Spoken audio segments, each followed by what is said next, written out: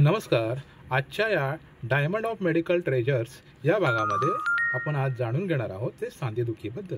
सांधेदुखी म्हणजे joint pain, यालाच वैद्यकीय भाषेमध्ये आर्थरायटिस असे म्हणतात.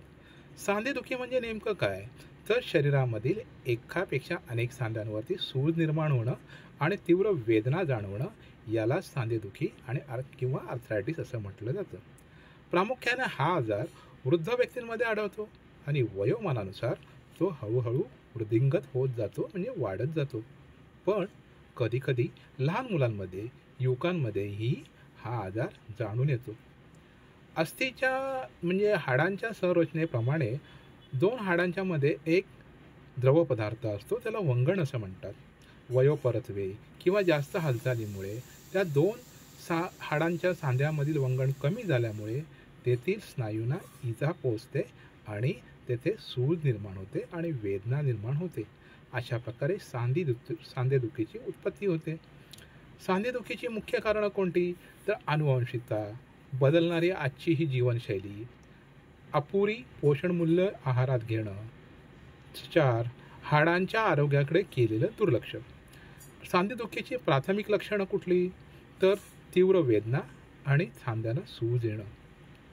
सांधेदुखीसाठी आपण घरच्या घरी आयुर्वेदिक उपचार करू शकतो. त्यामध्ये महायोगराज गुग्गुळ, त्रिफळा गुग्गुळ आणि दशमूळ काढा हे आपण आयुर्वेदिक डॉक्टरांच्या सल्ल्याने घेऊ शकता. याशिवाय तीळ तेल किंवा महानारायण तेल हे कोमट करून त्या सांध्यांना मालिश केले तर त्याचाही आपल्याला चांगला फायदा होतो.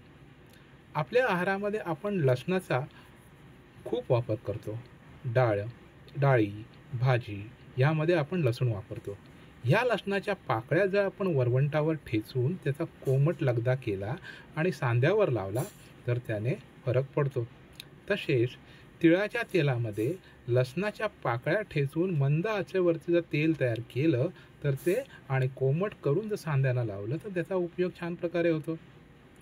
सांधेदुखीसाठी दैनंदिन आहारामध्ये किंवा विहारामध्ये घ्यायची काळजी कोणती, तर आहारामध्ये खारट, आंबट, थंड पदार्थ वर्ज्य करावेत.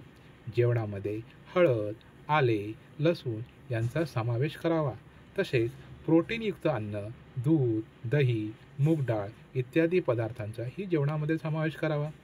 आणि शरीराचं वजन जर अतिरिक्त असेल तर ते वजन, वय आणि उंची या प्रमाणात स्थिर ठेवण्याचा प्रयत्न करावा. धन्यवाद.